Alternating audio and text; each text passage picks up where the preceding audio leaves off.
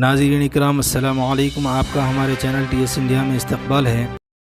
Chief minister Telangana کا world economic forum اور Singapore سے واپسی پر پارٹی کے ایم ایل ایز اور ایم پیز اور کارکنوں کی جانب سے ایئرپورٹ پر شاندار استقبال کیا گیا۔